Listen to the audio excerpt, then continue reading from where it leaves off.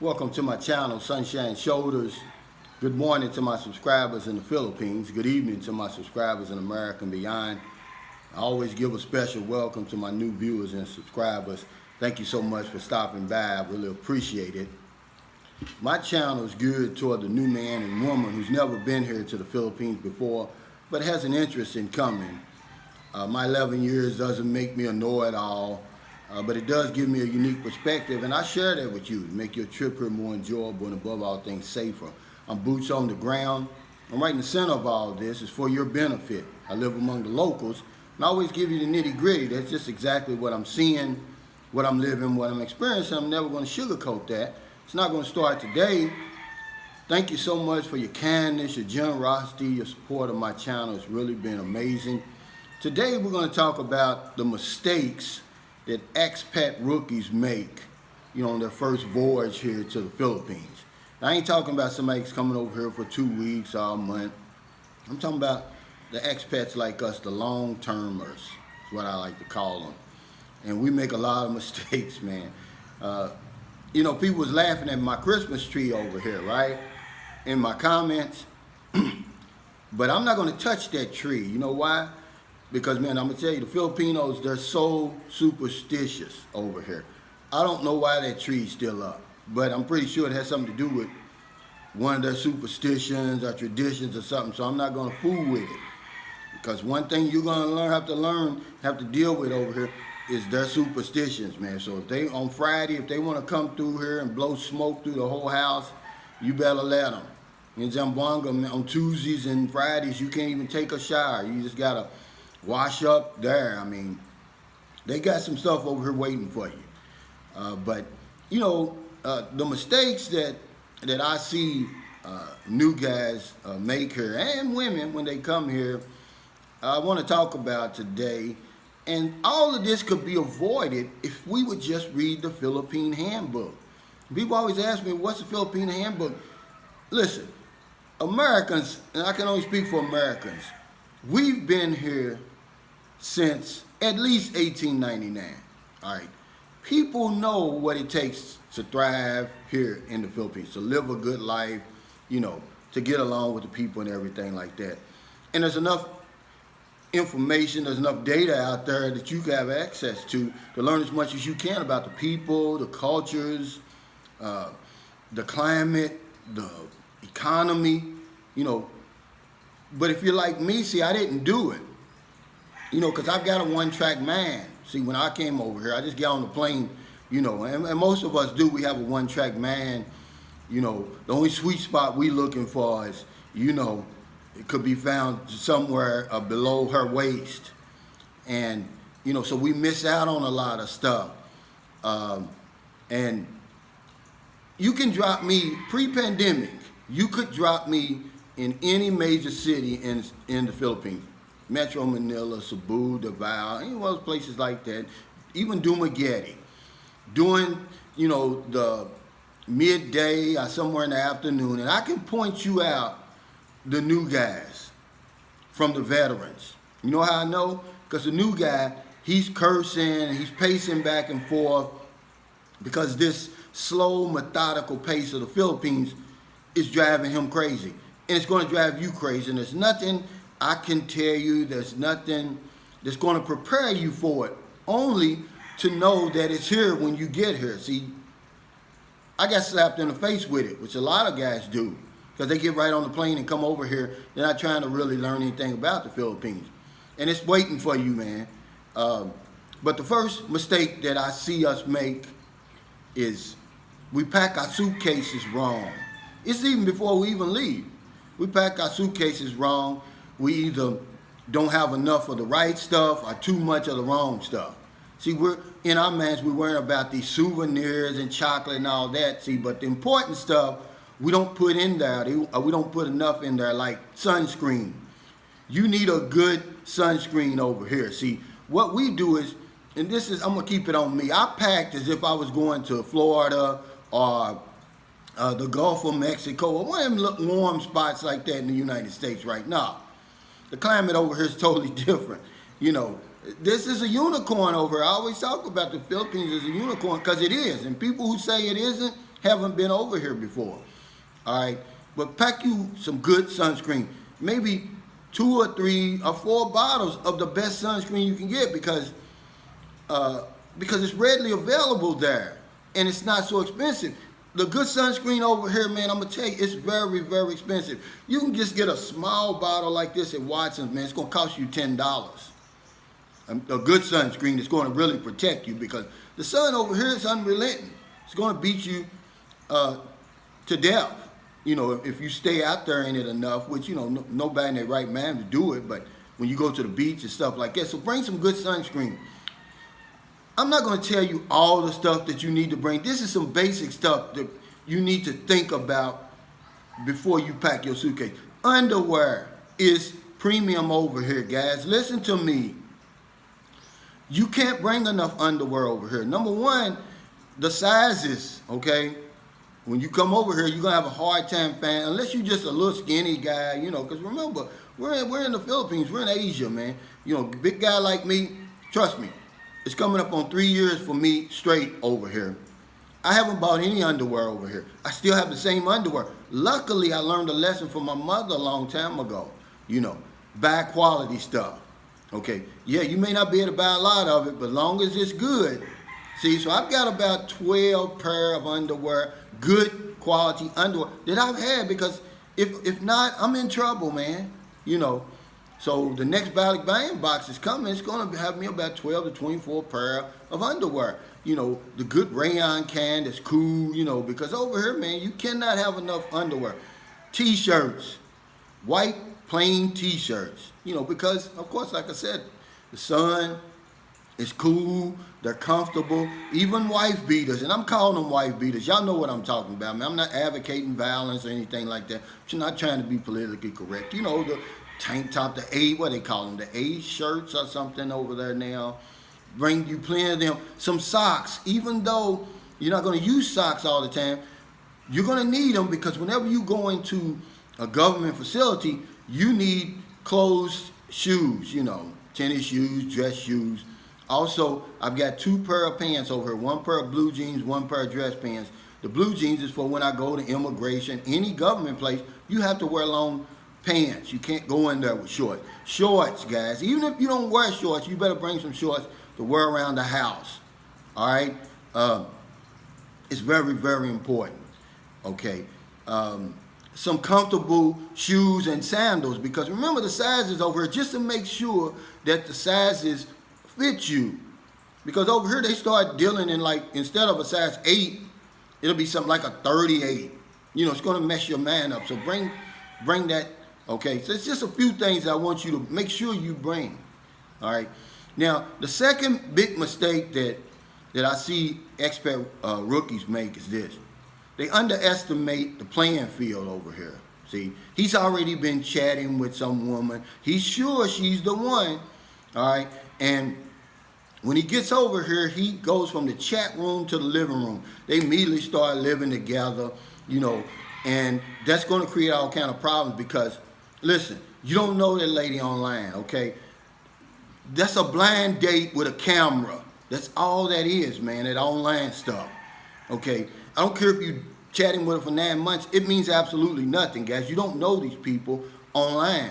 But we're going to do it anyway, and you're going to meet her, and everything's going to be good until the first time you go to the mall or to the beach or to the market, and you see this sea of beautiful women, and see, it's going to mess your mind up, see. You can't miss what you never had, but in your mind, you're going to think for sure, oh, I can have one of these beautiful young women. I picked the wrong one, see. Because you didn't listen, you didn't read the handbook. They tell you to come over here and meet somebody. Now you met her online. So now you're going to get the roving eye. Then that's another good thing. Bring a good set of sunglasses, because that will fix the roving eye, because you're going to have it, and your relationship is never going to be the same again. You're always going to be thinking what you could have had. All right? And then all the other culture problems that's going to be mixed in with that. It's too much for me to even talk about today. But it goes downhill from there, guys. Okay? But he underestimates the playing field over here, man. There's a sea of beautiful women here. If you like Asian women, man, Filipinos, Man, I can't even describe to you what's waiting over here. All shapes, sizes, colors, you know. So he underestimates the playing field when he gets over here. Another thing, a mistake he makes, and I'm numbering them, but it's really no number, and I'm just giving you some that I can see, is he moves outside of Expat Alley. And I like to call Expat Alley Metro Manila, Cebu City, Davao, Dumaguete, and I'm even going to throw in Bacolod City. And these are places that I would suggest a new expat to move in, at least for the first 6 to 12 months, you know, to get your feet wet. You know, there's a big expat community there. Everything that you're used to at home is going to be in these places, you know, fast Wi-Fi, you know, the hot and cold water, you know, the not many brownouts in these places. It'll give you a chance to acclimate and assimilate better. You know, but the mistake he makes is he moves immediately to his girlfriend's province or one of those places like that. Now, there's always exceptions, but I'm just telling you, boots on the ground experience, man. Don't move outside of Expat Alley your first 6 to 12 months. Metro Manila, Cebu City, Davao, Dumaguete, and I'm even throwing Bacolod City. It's very important, man. You know, it could be all the difference in the world. You know, because you get over here, man, you get lonely, boredom will kick in. But at least in those places, I mean, I guarantee you, especially in Cebu, you can go to Ayala Mall, and it's a sea of guys. Dumaguete, sea of guys in the mall. You can just pull up on them and start talking to them, man. It really, really helps. And this last one I want to talk about is what I like to call over and under. It's overspending and underspending. You're going to do one or the other if you don't read that Philippine handbook. See, because a budget's very important here, but for the guy who overspends, see, when you get over here, because you're bringing that dollar mentality over here, that U.S. economy mentality over here, everything's going to look like a deal, but it's not, because you don't understand the Filipino economy. You don't understand the value of anything over here, because you're basing it all on your American experience or your Western experience. So you're going to overexpend. You're going to overexpend, you know, okay? And it's very important that you establish a budget and stick to the budget. Otherwise, you're going to have trouble, man, you know, and there's nothing worse than being broke over here and have to wait until the 3rd or the 1st of the month, man. You don't want that, okay? Everything's not a deal over here. As soon as you possibly can, before you even get over here, get into the mindset of converting from the U.S. dollar to the peso, because dollars aren't accepted over here. Everywhere you go, you need the peso. You got to exchange that dollar, okay? Or you're going to underspend. These are the guys who come over here with that $1,000 a month mentality, okay? And they end up in these shabby apartments or houses in these shabby neighborhoods dealing with shabby people because they didn't do their research. They don't realize that for $200 or $300 more dollars, $200 or $300 a month, man, you skyrocket to a whole other level of living. But you're stuck on that 1,000 a month. I'm not going to go over 1,000 a month. And you underspend. You cheat yourself when you get over here, okay? It's a big difference between 1,000 and 1,200 over here, man. Trust me, I've been living here for on and off for 11 years. I know what I'm talking about. You know, if you're going to be single, then that 1,000 may do you good, but more likely, you're not going to be single. You're going to have somebody there, and she may have a child or two. And that $1,000 is going to put you, it's going to make you miserable, man. You're not going to want to live, you know, that way. But take it from me. This is the nitty gritty, man. I'm not going to sugarcoat it. You add another $200 or $300 onto that, and now you got something. You're working with something, okay? So I want to thank y'all for stopping by today. Remember, your kindness, your generosity, your support of my channel has been great. These are the mistakes that I see them make, you know. First of all, we don't read the Philippine handbook. We don't learn as much as we can about the Philippine people, the cultures, the climate, the economy. We don't read the book, man. It's right there for us to read. We got access to that data to come over here and, you know, most of us have a one-track mind. The only sweet spot we think about can be found below her waist. And that's going to cost us, okay? Remember that. Big mistake I see when you pack your suitcase. You put too much of the wrong stuff and not enough of the right stuff. You need sunscreen. You need underwear. Good quality underwear, guys. You're not going to find it over here. 3 years I haven't found one pair of underwear. Promise me. If I do, it probably costs me $10 for one pair. I'm not going to pay $10, okay? So I'll wait on the next buying box. T-shirts, wife beaters. Yeah, I said wife beater. I'm not advocating violence. That's just what we call it, okay? Sunscreen, the good sunscreen. Socks, maybe 1 or 2 pair of jeans, okay? Because you're going to need that when you go into the government places, okay? Immigration, you can't wear shorts. Shorts, guys, even if you don't wear shorts, you're going to need them around the house, okay? Number 2 thing, don't underestimate the playing field over here. Come over here and meet somebody, because that girl you meeting online, I'm going to tell you something. When you get over here, it might go good for 1 or 2 nights, but the first time she take you to the mall, boom, you're going to see it. A sea of women. And your eyes are going, you're going to have whiplash. You're going to be like this. You got your roving eye. Your relationship is never going to be the same again. So bring a good pair of sunglasses. That will fix that. Expat Alley, guys, look, Metro Manila, Cebu City, Davao, Dumaguete City, and I'm even throwing Bacolod City. Those are the places I would suggest a new guy to come his first 6 months to a year. Plenty of expats there. Everything you're used to at home is there. TGI Fridays, you know, the Pancake House, and all of that, all right? It makes your transition a whole lot easier. Okay, then over under, guys. Look, everything over here is not a deal. As soon as you can, translate from that U.S. dollar to the peso, from the U.S. economy to the Philippine economy, because everything over here is not a deal. Get a grip on what really is value over here. And that will take time, but because you see something that's low, doesn't mean it's a deal. You're going to overspend. Get you a budget, stick to the budget.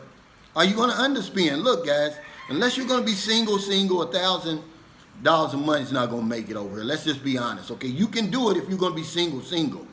All right, but most of us are not going to be single. We're going to have a woman and maybe a child. You can do it, but I'm going to tell you, you're going to be miserable. You're going to miss out on a lot of stuff. You're going to have to give up a lot of stuff, okay? And it depends on where you live. But if you're in Expat Alley, you're going to need that extra $200 or $300 I told you to put on top of that. Now we're talking. Now you're working with something. It's a big difference from $1,000 to $1,200. Now, if you don't have that extra $200 or $300, then bring some extra savings, man, because you're going to need it. So thank you so much. It's getting late. You're in America. Before you let your head hit that pillow, please find somebody to help. You don't want them late grocery runs, beer runs, weed runs. You just get off from work, you see somebody out there in the street, buy them something to eat, buy them something to drink. Give them a couple of dollars. If you're in the Philippines, it's early. It's about 8 o'clock in the morning. We have all the rest of the day. Find somebody to help, because it's very, very important that we help each other during this pandemic. We need each other. Because if I don't know anything else, I know this one thing for sure. We help other people, we help ourselves. Take care, stay safe, stay COVID free, and I'll see you next time.